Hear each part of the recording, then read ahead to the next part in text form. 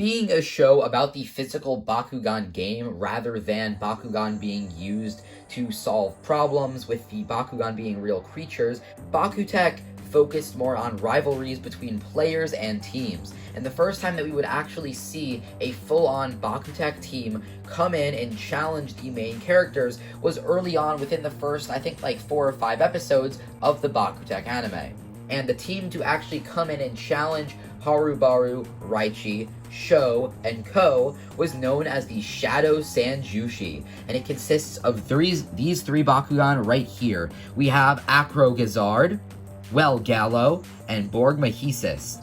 So today's video, we're going to be taking a look at Acro Gazard. Next week, we'll probably take a look at Borg Mahesis, and we'll end it off with Gallo. So without further ado, let's jump right in.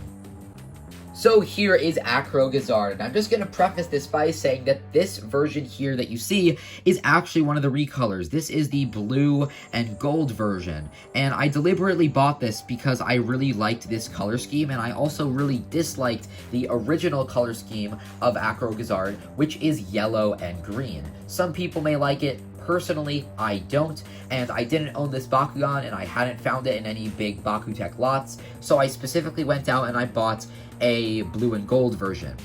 This version specifically appeared in the second season of the BakuTech anime, known as BakuTech Gachi. However, unfortunately, the character who uses Acro Gazard, his name is Tohga, actually became kind of a side character in the second season, so by that point we really didn't see much of Acro Gazard, and as you could assume, unfortunately, this Bakugan did not get any sort of evolutions down the line, unlike Bakugan such as Dragon, Municus, Leonis, and Falco, which actually got a couple of evolutions as the series went on. You'll notice right off the bat that he does have this Subterra symbol, and that's because, yeah, he's a Subterra Bakugan. I think I mentioned this in some of the other BakuTech Recap episodes, but when Sega Toys did recolors for the BakuTech, they didn't change the actual attribute of the Bakugan. In fact, in the entire BakuTech line, only 3 Bakugan were released with alternate attributes, and this is over the course of probably like 100 different BakuTech designs, and probably including the recolors, over like 500 BakuTech were released. So keep in mind that it doesn't matter which version of Acro Gazard you buy, it will always be a Subterra Bakugan. Nonetheless, let's jump right into the ball form. You'll notice on the side we do actually have some cross pieces, and I do believe that in the original version of this with the yellow and green color scheme, it would be metal, but here on this special blue version, they are just plastic. You can see some claws down here, and you can see a bit of gold along with the silver on the side. I'll be honest, I do wish that the silver was gold instead, because we have a lot of gold towards the top of the Bakugan, but as you kind of twist it underneath, you really lose all the gold and you just get silver. And I guess if you're a fan of silver, not so much of a fan of gold, you could also see it as a negative that there's gold on top instead of silver. Overall, I would have liked if they consolidated the colors on this. However, the metallic look to this really cool blue plastic definitely makes up for the weird choices of the gold and silver when it comes to color distribution. Before we roll it out, I just want to mention that Acro Gazard's gimmick is actually being able to take up a lot of space on a card, so he's going to be a pretty crazy Bakugan to watch open up.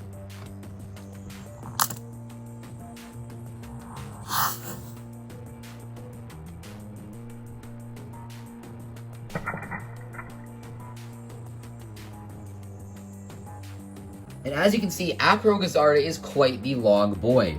You could definitely tell that his speciality was defense, unlike Leonis, whose function was that it was a small and compact Bakugan, which was very defensive at staying on the card.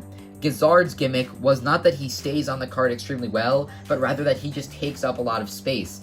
This was done to maximize double stands, because if you see here, if you pop him on the card like so, the idea was that you'd land him with kind of his main body going along one edge of the card, and then he'd be like this. The opponent would have a hard time getting onto the card to initiate a power-based battle, and then you would come in with one of your other Bakutek and go like so. And I guess that's a bit of a teaser for Borg Mahesis, but you get a double stand. That was kind of the whole gimmick behind Gazard. Additionally, though, if you do roll him out and he lands just like this, it still is a pretty good defensive Bakutek. Of course, you'll be able to just roll into him and kind of knock him like this. However, he still will generally stay on the card just because of his wide axis. And when you kind of go like this, it does take a while to get him off the card. You can see you kind of need to hit him right there or kind of in the center section to get him off. If you end up hitting him by the arms, he'll just kind of spin around a little bit and remain on the card. You can see this one here is actually 700 G power, but I'm pretty sure that if you bought one of the original releases, being the yellow and green version, he won't have that high of a G power. If you don't know, there was actually a series of packs that were released starting in New Vestroia, where it was kind of essentially like a mystery Bakugan that you would get, and this was one of them released for the BakuTech line. So enough with the gimmicks, let's actually take a look at the Bakutek itself. I definitely do like the gold and silver a little bit more now that you can kind of see it all spread out. It does make a little bit more sense. You have a lot of silver at the back here, and he does actually have these little manual parts that you can just peg out there.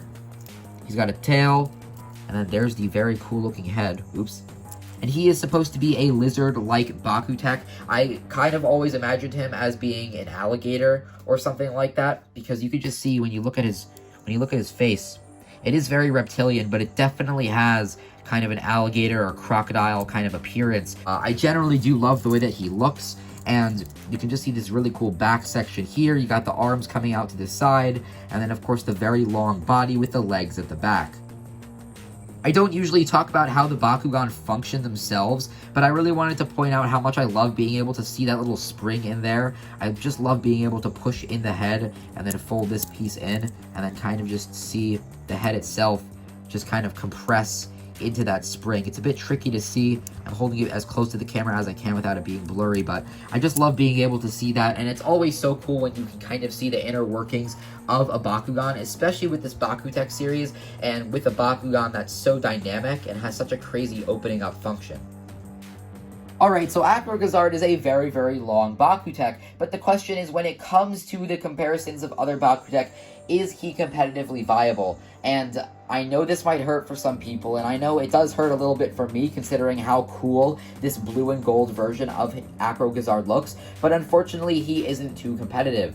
It does make a little bit of sense though, considering that he was one of the first Bakutek to be released.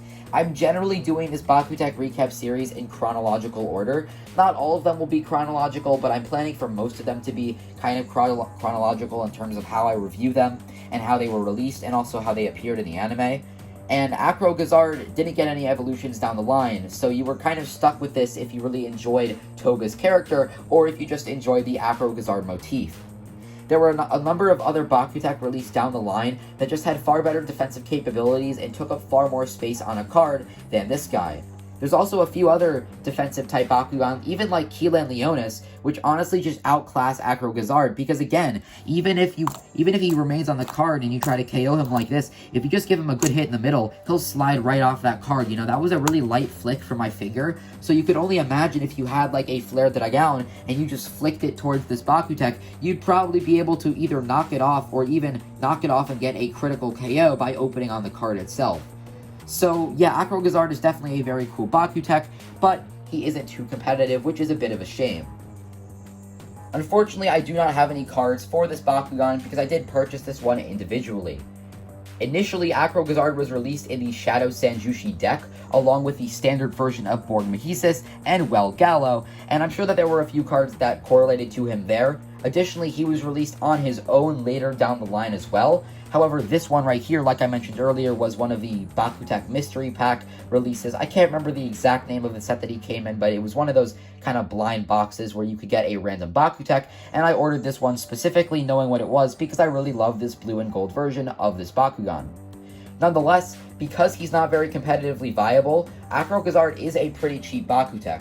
Additionally, since he was released towards the beginning of the series, he's just far more common in general, so you'll be able to find him probably between like $10 and $25. I'd say maybe go for $20, but everything is being kind of price hiked nowadays, so if you don't find him for $20, I'd say $25 is fair if you really want him. But just keep in mind that he's not really going to stand well against other Bakutek later down the line, or even up against the other Bakutek that we already reviewed, you know, Falco, Leonis, Dragon, and Municus. If you'd like to see more BakuTech Recap videos, and perhaps for me to do more of these videos per week instead of only one per week, please drop a like and a comment. It really helps push this channel to where it needs to be, and I really want to see more support on this series because otherwise I can't really keep putting as much effort into these videos as I usually do.